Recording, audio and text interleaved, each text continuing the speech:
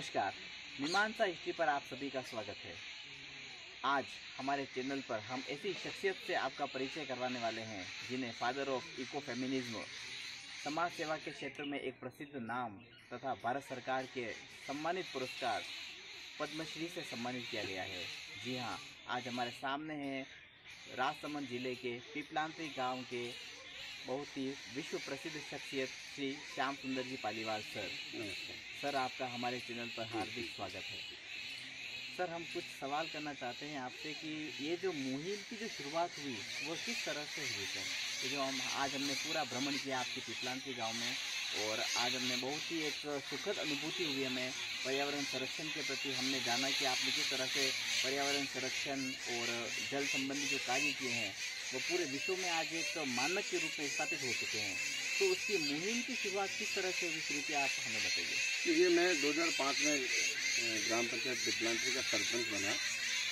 जनवरी 4 फरवरी 2005 को तब हमने तय किया कि हम समग्र ग्रामीण विकास को लेकर काम करेंगे, चाहे वो शिक्षा, चिकित्सा, शुद्ध पेयजल, स्वच्छता और किसानों को आत्मनिर्भर करना, ग्रामीण पर्यटन को बढ़ावा देना।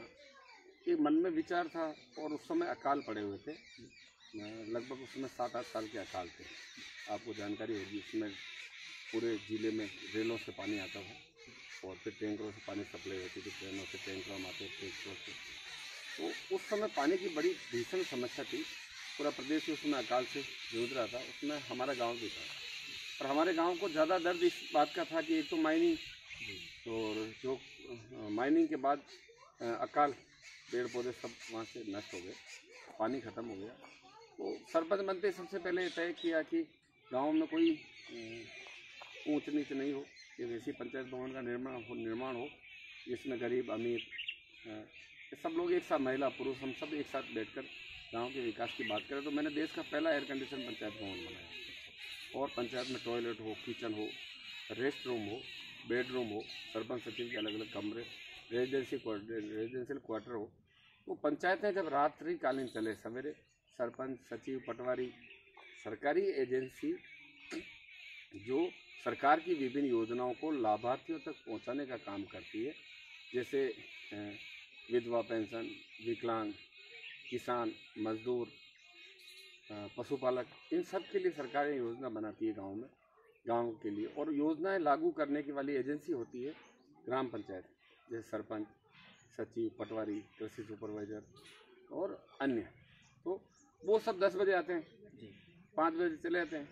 और उसके लाभ लेने वाली जो एजेंसी, लाभ लेने वाले जो लोग हैं, लाभार्थी, वो सवेरे 8 बजे घर छोड़ते हैं। मजदूरी करने वाले भी 8 बजे घर छोड़ते हैं, तब 9 बजे काम पर पहुंचते हैं। और पशुपालक भी सवेरे 8 बजे पशुओं को लेकर जाते हैं। किसान भी 7 बजे के आसपास अपने घर खेतों से चला जाता है। और शाम को जब वो 6 बजे आते हैं, और ये काम करने वाली एजेंसियाँ 5 बजे अपना कार्यालय छोड़कर चली जाती है।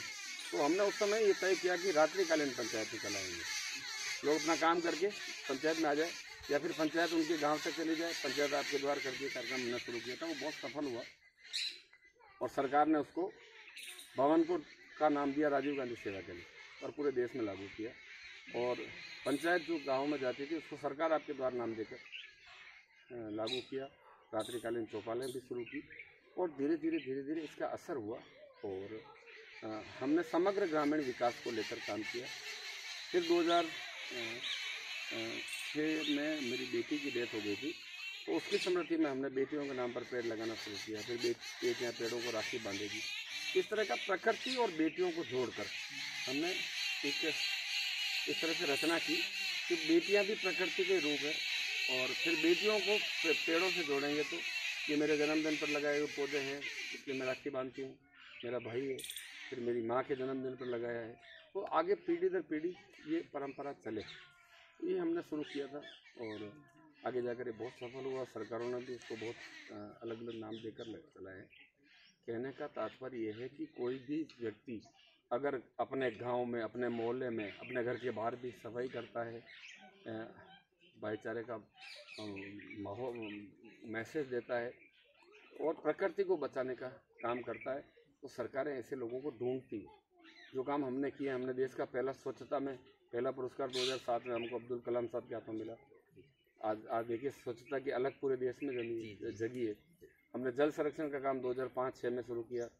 आज जो पानी 900 फीट 800 फीट था, ज़मीनों में पानी मिलता है। आज पेड़ पौधे सब खत्म हो गए। आज हमने बड़े प्राकृतिक रूप से काम किया, तो हमारे एरिया में लाखों लाखों पौधे पेड़ बन रहे हैं। कोई पौधा 2 फीट का है तो कोई 20 फीट का है, कोई 15 फीट का है। तो ये चल रहा है क्रम, आगे से आगे कैसे चल सकते हैं। फिर लोगों को प्राकृतिक आधारित रोजगार, किसानों के कुएं में पानी डालने का काम हमने सरकार की योजनाओं से किया। किसानों के खेतों तक जाने के रास्ते बनाए कि किसान ट्रैक्टर लेकर जा सकता है। फिर किसान के कुओं पर कृषि कनेक्शन के एक अभियान चलाकर आवेदन करवाए। किसान के कुओं में पानी है, किसान के कुओं पर बिजली कनेक्शन है, किसान के खेतों में जाने के रास्ते हैं। किसानों के लिए हमने एक नर्सरी बनाई है जहाँ पौधे तैयार कर रही गाँव की महिलाएं।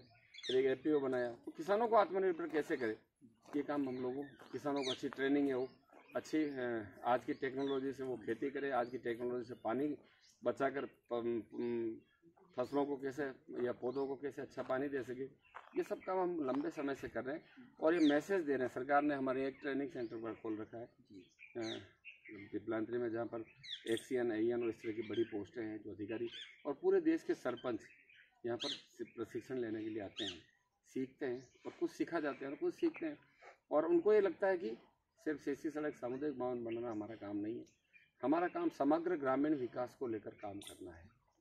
तो ये वन्य जीव है। अब इंसान तो यहाँ से राजसमंद भी चला जाएगा रहने के लिए, नाथद्वारा चला जाएगा, उदयपुर चला जाएगा या महानगरों में जाकर बस जाएगा, पर गांव में रहने वाला आदिवासी, गरीब और गांव का वन्य जीव, गांव का पक्षी, ये कहाँ जाएगा।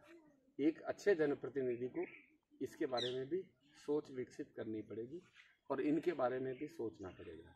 और ये हमने 2005 से अभी तक लगातार इस काम को जारी रखा है और जिसका असर ये हुआ है कि आज देश भर की पंचायतें इस पर काम कर रही है। एक अच्छा माहौल बना है। सरपंच ये समझने लगा है कि मेरा काम सीसी सड़क सामुदायिक भवन या ठेकेदारी नहीं है, मेरा काम रचनात्मक कामों को लेकर काम करना है। गांव के तालाब में पानी हो, किसान के कुएं में पानी हो, किसान के घर में दूध हो, कुपोषण मिटे, गांव में अच्छे स्कूल हो, गांव में अच्छी सफाई व्यवस्था हो, गांव के लोगों को स्थानीय स्तर पर चाहे कम रोजगार मिले और उसको रोजगार मिलना चाहिए। गरीब को, कमज़ोर को कम रोजगार मिले।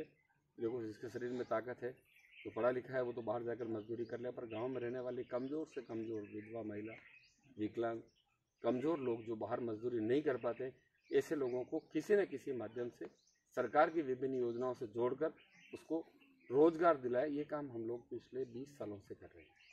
आज 20 सालों में हमारे गांव की हर ग्राम पंचायत के हर घर में नल से पानी आता है।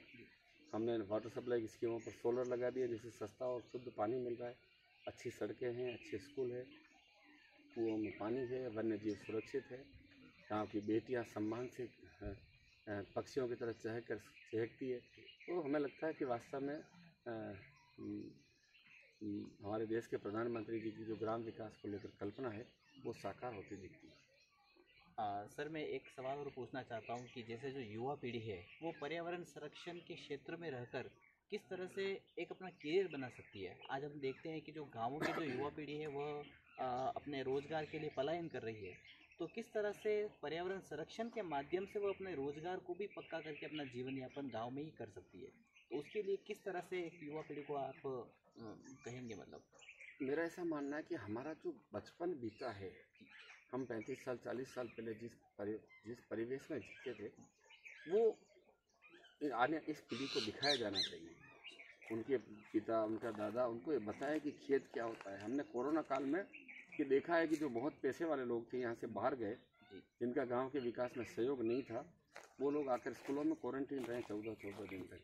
और उनको महसूस हुआ कि अगर सबसे इस पूरी सृष्टि के ऊपर, पूरे विश्व में अगर सबसे ज़्यादा सुरक्षित स्थान मेरे लिए कोई है अंतिम समय में, तो मेरा गांव है।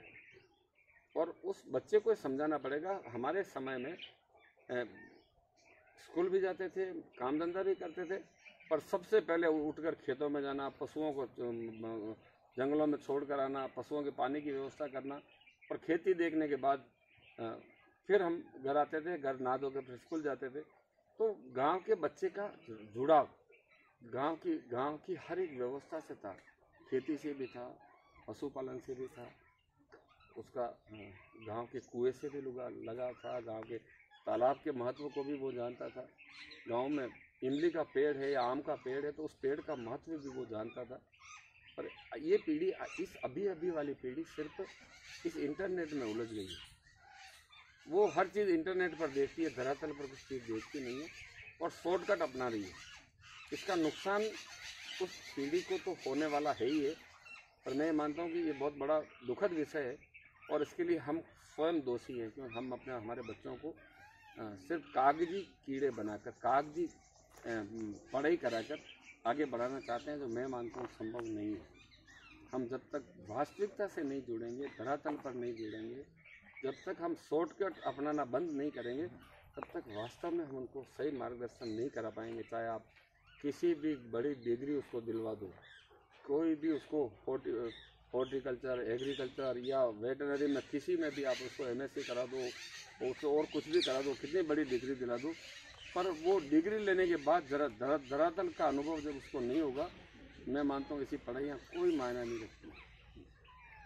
तो हमें इस कामों के साथ साथ, डिग्रियों के साथ साथ उसको धरातल से भी जोड़ना पड़ेगा और हम कोशिश कर रहे हैं कि इस तरह के काम हो, इस तरह की स्कूल आए, इस तरह की पाठ्यक्रमों में पढ़ाया जाए, बच्चों को इस तरह की फील्ड विजिट कराया जाए जो पहले होते थे। तो वो उस पर थोड़ी शिथिलता सरकारों ने बदली है।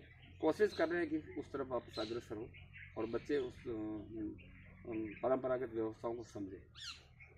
एक सवाल, सबसे पहले तो सर, आपका एक सरपंच के रूप में आपका जो कार्य है वो काफ़ी सराहनीय है। उसके लिए मैं आपको बहुत बहुत धन्यवाद देता हूँ कि न सिर्फ आपने भावी पीढ़ी का सोचा, बल्कि इन चहटते पशु पक्षियों का भी सोचा। लेकिन वो कहते हैं कि कभी कोई अच्छा काम करते हैं तो कुछ रुकावटें भी आती है। तो मैं ये जानना चाहूँगा कि सर, आपके जीवन में इस मुहिम को आगे बढ़ाने में क्या क्या रुकावटें हैं? देखिए, पद्मश्री मिलने के बाद भी या इतना सम्मान मिलने के बाद भी पाठ्यक्रमों में राजस्थान, पश्चिम बंगाल, डेनमार्क या अन्य राज्यों में, या कई किताबें छपने के बाद भी, कई फिल्में, डॉक्यूमेंट्रियाँ बनने के बाद भी बड़े बड़े पुरस्कार, बड़े बड़े लोग यहाँ ट्रेनिंग लेने के लिए आते हैं, या मैं IAS की ट्रेनिंग के लिए भी जाता हूँ, पूरे देश में सरपंचों की ट्रेनिंग। इतना सब कुछ मिलने के बाद भी अपमान का घूंट रोज पीना पड़ता है।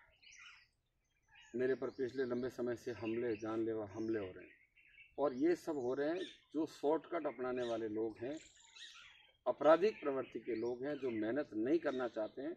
और गांव का, शहर का सबसे बड़ा दुश्मन अगर कोई है तो वो अतिक्रमणकारी है, जो सरकारी ज़मीनों पर अतिक्रमण करता है, जो सरकार की योजनाओं पर अतिक्रमण करता है, नेताओं पर अतिक्रमण। ये मेरा खास कार्यकर्ता परिपक्व कितना है, अनुभवी कितना है, उससे कोई मायना नहीं है।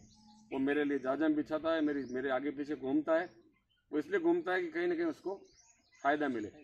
वो मेहनत करके फ़ायदा नहीं कमाना चाहता। ऐसे कार्यकर्ता, ऐसे जनप्रतिनिधि और ऐसे अधिकारी जिन पर अतिक्रमण करके अतिक्रमणकारी बैठता है, वो सबसे बड़ा दुश्मन गाँव का है। गाँव के रास्ते तो अतिक्रमणकारी रोकता ही है, गाँव के विकास को भी रोकता है। ऐसे अतिक्रमणकारी, ऐसे माफिया, ऐसे रेत माफिया, ऐसे खान माफिया आए दिन हमारे गांवों में अड़चन पैदा करते हैं। पर सरकार के प्रशासनिक अधिकारी, परिपक्व राजनेता हमारा सहयोग करते हैं, गांव की महिलाएं, गांव के समझदार लोग हमारा साथ देते हैं। इस वजह से हम चल पाते हैं। पर 15%, 20% ऐसे लोग हैं जो लगातार हमारा विरोध करते हैं, जो अतिक्रमणकारी हैं, इन कामों में कहीं न कहीं गलत काम करके पैसा कमाना चाहते हैं। वो लोग प्रकृति का नाश करना चाहते हैं, वो लोग हमारा लगातार विरोध करते हैं। और समस्याएं तो देखो, इसके अलावा भी आप किसी भी काम में लगेंगे तो समस्याएं निश्चित तौर पर आएगी। पर जैसे जैसे आप समस्याओं से लड़कर आप अपने काम को आगे बढ़ाएंगे और लोगों के सामने जब रिजल्ट आएगा, लोगों को उसका फ़ायदा दिखने लगेगा, तो फिर लोग आपके साथ जुड़ जाएंगे। और ये हमारे साथ हुआ। सर, जैसा कि हम जानते हैं कि राजसमंद जो है मार्बल व्यवसाय के लिए पूरे देश में विख्यात है।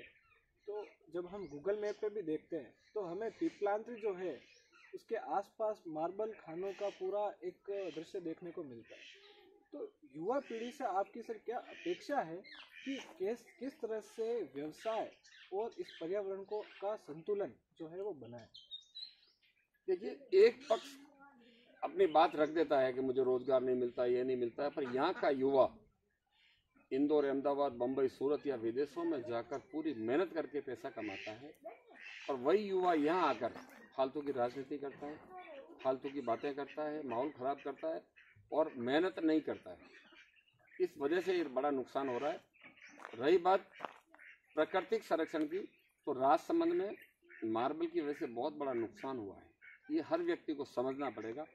राजनीति, मार्बल की वजह से राजनीति हो रही है और सिर्फ दोहन का काम हो रहा है। अगर पूरे देश में जहाँ जहाँ पर चाहे कोयले का खनन होता हो या ग्रेनाइट का खनन होता हो, मार्बल का खनन होता हो या अन्य किसी चीज़ का खनन होता हो, आवश्यकता के अनुरूप हो, वैसे तो खनन कार्य पूरी तरह, चाहे अवैध रूप से पानी का खनन होता हो, जमीन में से भी अगर अवैध रूप से ट्यूबवेल खोदकर अवैध इतना दोहन हो रहा है जो भी नुकसान कर रहा है।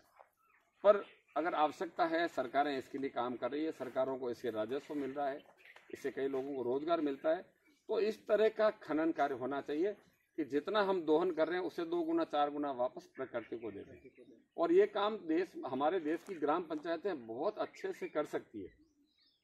हमने किया है कि हमारी जितनी ज़मीनों में माइनिंग हो रही है उतनी ज़मीनों में हमने वृक्षारोपण, जल संरक्षण के काम किए। और जो टकराट की स्थिति होती थी, रात दिन झगड़े होते थे, आंदोलन होते थे, आज उन जो माइनिंग करने वाले लोग हैं वो पर्यावरण खुद का काम खुद कर रहे हैं, उनको भी नेशनल अवार्ड मिल रही है। तो जितना हम प्रकृति से ले रहे हैं उतना हमें प्रकृति को वापस देना सीखना पड़ेगा। और ये सीख गए तो फिर समस्याएं खत्म हो जाएगी, और नहीं सीखे तो फिर कहीं न कहीं इसके दुष्परिणाम आएंगे, और इसके दुष्परिणाम आ रहे हैं। जहाँ नहीं हो रहा वहाँ आ रहे हैं। हमारे गांव के लोगों ने किया है, और मैं यही कोशिश कर रहा हूँ कि पूरे देश का सरपंच जनसंख्या के आधार पर पेड़ लगा दे। कि मेरे ग्राम पंचायत की जनसंख्या 5000 है, तो मैं प्रति वर्ष 5000 पेड़ पौधे लगा दूं गोचर भूमि में, सरकारी पैसे से लगाऊं, सरकारी पैसे से उसका रखरखाव करूं। हमने एक प्रतिज्ञा ली कि मैं मेरे घर से कुछ नहीं लाऊंगा और घर कुछ नहीं ले जाऊंगा। सरकार जो भी पैसा मेरे गांव के ग्राम विकास के लिए देती है उसका पूरी तरह उपयोग करूंगा, उसमें से लीकेज नहीं होने दूंगा।